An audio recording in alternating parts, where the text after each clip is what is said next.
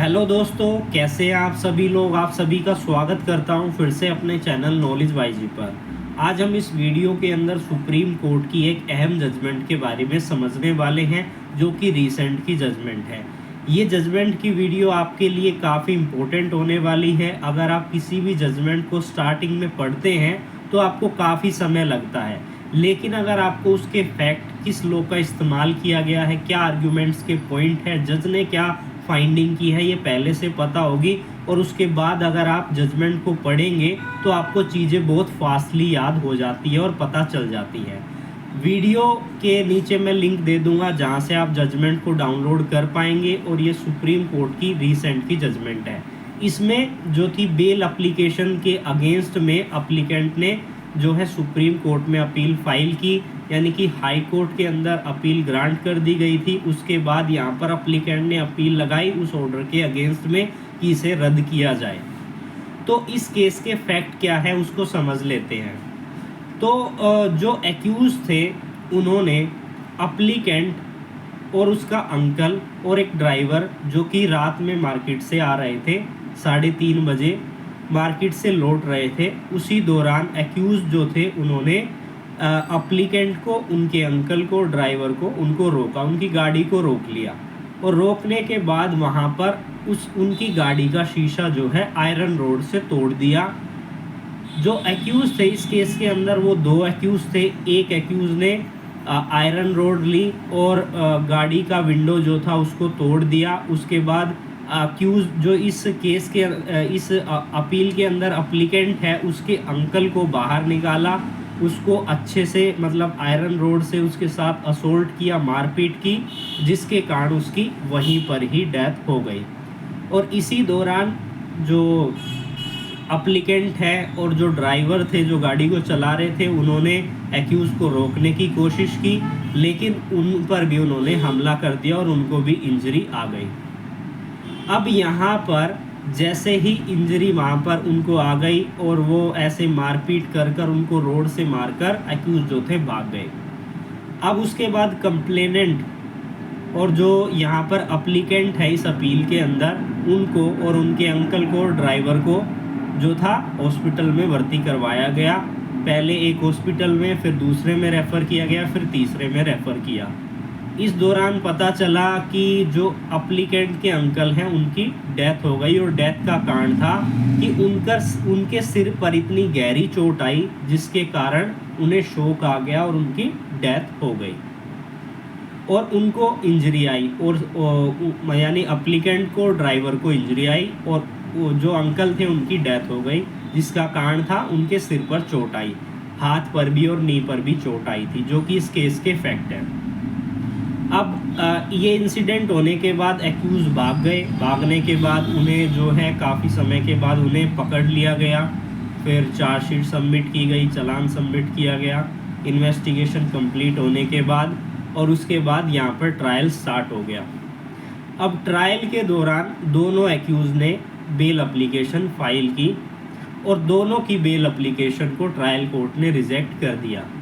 उसके बाद फिर से उन्होंने एक बेल एप्लीकेशन फाइल की हाई कोर्ट के अंदर और हाई कोर्ट ने दोनों एक्यूज की बेल एप्लीकेशन को ग्रांट कर दिया।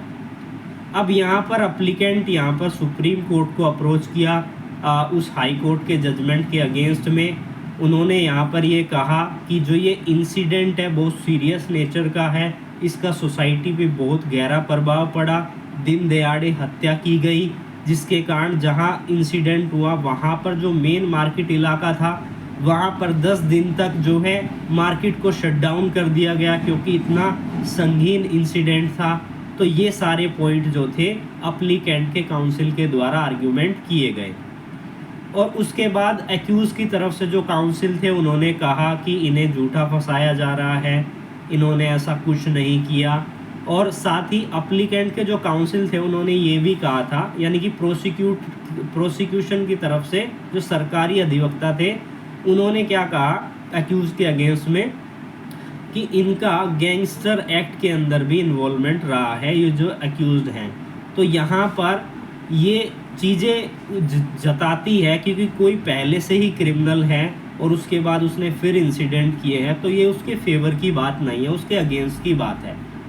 तो यहाँ पर क्या हुआ, अब कोर्ट ने जो थी हाई कोर्ट के अंदर उनको बेल मिल गई थी, लेकिन अप्लीकेंट ने के जो काउंसिल थे उन्होंने सुप्रीम कोर्ट में बहस की इन सभी पॉइंट्स पर कि उन्हें दिन दहाड़े मारा गया, ट्रायल कोर्ट का डिसीजन बिल्कुल सही डिसीजन था, उन्होंने बेल को जो है रद्द कर दिया था और ये हीनियस क्राइम है, सोसाइटी पे काफ़ी ज़्यादा इम्पैक्ट पड़ता है इसका जो ये क्राइम किया गया है। और यही चीज़ें यहाँ पर ऑब्ज़र्व की गई हाई कोर्ट सुप्रीम कोर्ट के जजेस के द्वारा।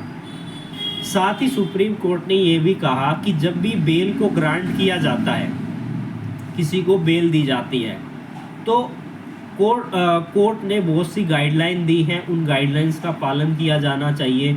हाई कोर्ट ने यहाँ पर एरर किया है इनको जजमेंट देते हुए, और इनकी जजमेंट को हम रद्द करते हैं, क्योंकि ये क्राइम हुआ ये सीरियस नेचर का है और सोसाइटी पर बहुत इसका इम्पैक्ट पड़ता है। कोई पब्लिकली किसी को दिन दहाड़े अगर मार देता है तो उसका सोसाइटी पर यहाँ पर डर बनेगा ही, क्योंकि एक खौफनाक यहाँ पर इंसिडेंट जो है हुआ है।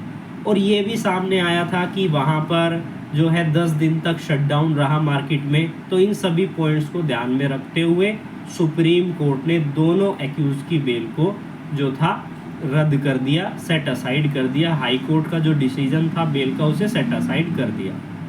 साथ ही 2 केस के रेफरेंस दिए जिन्हें आप डाउनलोड करके यहाँ पर इस जजमेंट को जब आप पढ़ेंगे तो पता चलेगा, उसमें यही पॉइंट लिखे हुए हैं कि बेल देते समय जजेस को किन बातों को ध्यान में रखना चाहिए कि प्राइमा फेसिया केस बन रहा है नहीं, ग्रेविटी क्या मतलब सीरियस नेचर क्या है केस का, क्या अगर एक्यूज को छोड़ा गया तो उसका क्या इम्पैक्ट पड़ेगा सोसाइटी पर, क्या वो गवाहों के साथ किसी भी तरीके से उनको डराएगा धमकाएगा तो नहीं। लेकिन इस केस के अंदर ये भी पॉइंट जो है एप्लीकेंट के काउंसिल के द्वारा कहा गया कि उन्होंने एक्यूज को जो है डराया धमकाया, और ट्रायल कोर्ट के दौरान जो एप्लीकेंट थे उन्होंने क्या लिया, प्रोटेक्शन की भी मांग की थी। इस पॉइंट को भी वहाँ पर कंसीडर किया गया था, किस तरीके का नेचर है। ये बहुत से पॉइंट है जो आप जजमेंट के अंदर पढ़ेंगे, तो उसको सीक्वेंस वाइज आप पढ़ सकते हैं। 2 जजमेंट दी गई है, दूसरी जजमेंट में भी इसी तरीके के पॉइंट लिखे गए हैं कि नेचर को देखना है, ग्रेविटी को देखना है, प्राइमा फेसिया केस बन रहा है, अगर हम इसको छोड़ते हैं तो क्या ये ख़तरनाक है सोसाइटी एट लार्ज के लिए और उन विटनेसेस के लिए जो इस केस से संबंधित है। तो ये कुछ पॉइंट जो हैं उन मतलब आने वाली जजमेंट में और पहले भी बहुत सी जजमेंट दी गई हैं जिसमें कि गाइडलाइन ऑलरेडी बनाई हुई है। जब भी बेल देंगे तो जजेस इन बातों को ध्यान में रखेंगे। लेकिन इस केस के अंदर फैक्ट जब सुप्रीम कोर्ट के जजेस के समक्ष आए तो उन्होंने बेल जो दी थी हाई कोर्ट की उसको रद्द कर दिया। साथ ही एक्यूज के ऊपर कौन कौन सी सेक्शन लगी हुई थी ये भी डिस्कस कर लेते हैं। सेक्शन नंबर 147 ऑफ आईपीसी जो बात करती है राउटिंग के बारे में, जिसे हम दंगा या बलवा कहते हैं, यानी कि 5 या 5 से ज़्यादा लोग या अनलॉफुल असेंबली कोई इलीगल एक्ट करती है जिससे वायलेंस होता है तो वहाँ पर राउटिंग की सेक्शन उस पर लग जाएगी। और 148 यहाँ पर आईपीसी की सेक्शन इसमें लगी जो बात करती है किसके बारे में, जो बात करती है कि अगर अनलॉफुल असेंबली जो राउटिंग कर रहे हैं उन्होंने हथियारों के साथ यहाँ पर हमला किया, क्योंकि इस केस के अंदर आयरन रोड, बैट और हॉकी स्टिक जो थी इस केस के अंदर थी, जो बाद में रिकवरी भी हुई थी बैट की। इस केस के अंदर जब आप इसको पढ़ेंगे तो पता चलेगा। सेक्शन 149 जो बात करती है कॉमन ऑब्जेक्ट के बारे में, यानी कि अगर अनलॉफुल असेंबली का कॉमन ऑब्जेक्ट है उस एक्ट को करने के लिए अगर कोई एक व्यक्ति भी उस एक्ट को करता है तो सभी उसके लिए लायबल होंगे। जैसे कि उन दोनों ने यहाँ पर मिलकर उसको मारा था, लेकिन आयरन रोड से एक ही व्यक्ति ने मारा, दूसरे ने जब वो बचाने आया तो उसने भी उस पर उनके साथियों पर जो है हमला कर दिया था। तो यहाँ पर जो है 149 ऑफ आईपीसी भी ऐड हो गई। उसके बाद यहाँ पर 503 और 506 सेक्शन भी थी इस केस के अंदर। 503 जो बात करता है किसी को आप इतना इंसल्ट करते हैं, आप मानित करते हैं कि वो अपना आपा खो दे और कोई ऐसा एक्ट कर ले जो कि क्राइम के रूप में परिवर्तित हो जाए। तो उस पर 503 लगती है। 506 की बात करें आपराधिक धमकी, जिसे हम क्रिमिनल इंटिमिडेशन कहते हैं, कि आप किसी को धमकी देते हैं कि अगर तूने ऐसा नहीं किया तो मैं उसको जान से मार दूंगा, इस तरीके से धमकी दी गई थी। इसके अलावा यहाँ पर और सेक्शन जो लगी थी वो लगी थी 323, जिसमें कि उनको इंजरी आई थी, लेकिन बाद में वो परिवर्तित हो गई डेथ के अंदर, और 302 यहाँ पर शामिल हो गई। पहले तो इंजरी हुई, ऐसे मारपीट हुई, हाथ थप्पड़ घूसे, फिर उसके बाद आयरन रोड से मारा गया, तो जब उसकी डेथ हो गई तो वो 302 के अंदर परिवर्तित हो गई। उसके अलावा यहाँ पर 394 रोबरी की भी यहाँ पर इंसिडेंट था, क्योंकि उन्होंने क्या किया था, उनको मारपीट के साथ साथ जो डिसीज थे उसके फ़ोन को भी चुरा लिया था, और जो ड्राइवर थे उनके फ़ोन को, और जो थी गोल्डन चेन थी डिसीज की, उसको भी चुरा कर वो भाग गए थे इंसिडेंट के दौरान। और यहाँ पर ये ठीक बस यही सेक्शन थी, और एक दो सेक्शन है मैं अभी मेरे माइंड में नहीं आ रही है, जब आप जजमेंट को पढ़ेंगे तो आपको पता चल जाएगा।